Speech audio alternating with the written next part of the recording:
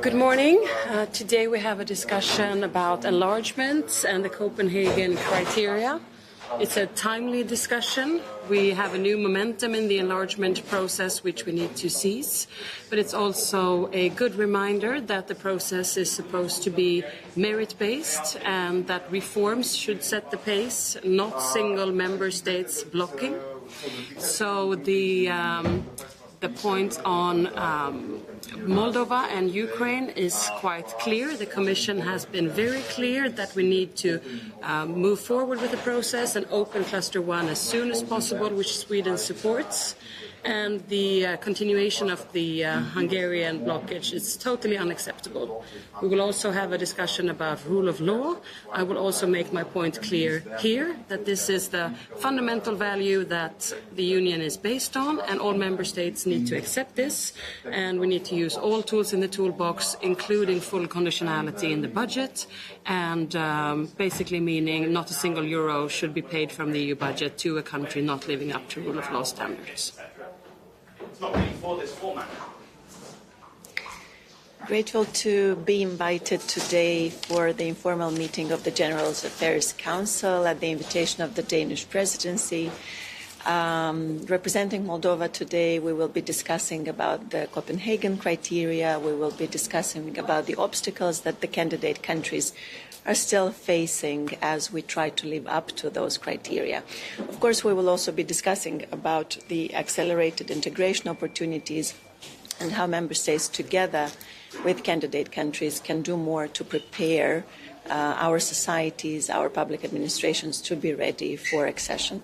Moldova is getting ready for parliamentary elections. At the same time, we're still working on our reforms and very much looking forward to today's discussions.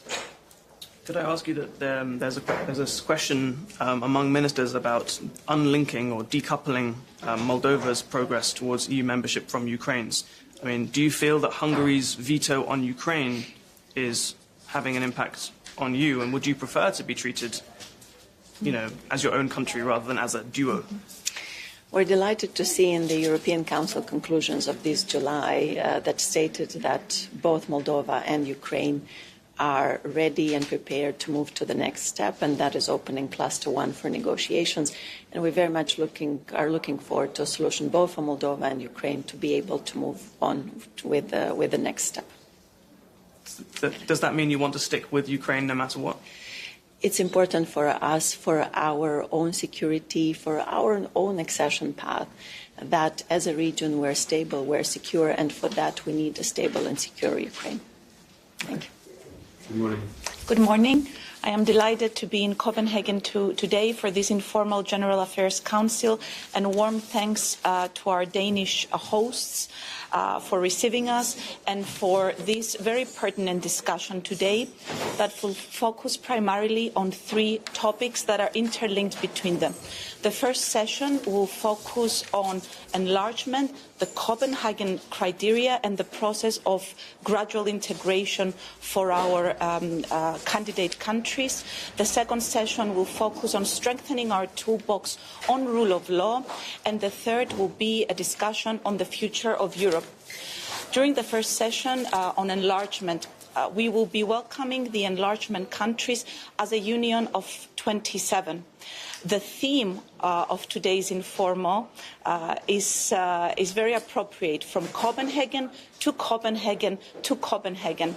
The first two signal 1993 in Copenhagen, when the criteria were agreed that still form the backbone of the enlargement process, and they focus on rule of law, on economic resilience, on administrative capacity, and these are obligations that candidate countries undertake towards each and every member state, together with other obligations, of course, such as normalization of relations, CFSP alignment, good neighbourly relations. And 2002 was where the decision was taken for the historic fifth enlargement that saw 10 new member states accede to the European Union, together with Cyprus.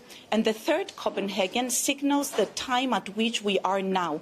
And this is a time at which there is a renewed momentum in the enlargement process.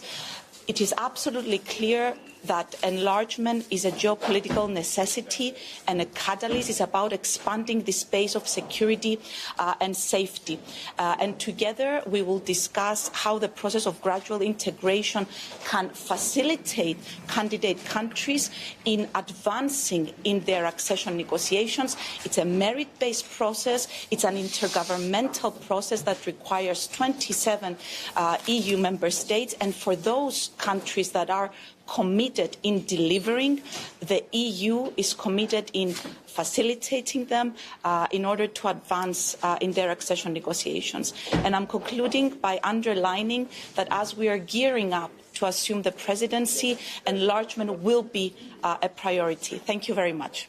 How do you feel about the fact that Turkey has been invited to this meeting as a candidate country and they will have a representative here? I mean, is that just out of politeness, or do you think that they should be invited? I mean, Turkey is a candidate country, and it is a candidate country that the accession negotiations have been frozen. And they have been frozen because there has been a significant backsliding in the rule of law standards in the country. We are talking about the Copenhagen criteria, and that's why they remain pertinent. It is also a candidate country that has undertaken obligations towards each and every member state, including the Republic of Cyprus, and that includes normalization, recognition, and concretely contributing to a comprehensive settlement of the Cyprus question. I think it's a pertinent opportunity, given that we have them here, to convey as a union of 27 this clear message to Turkey. Thank you very much. Thank you.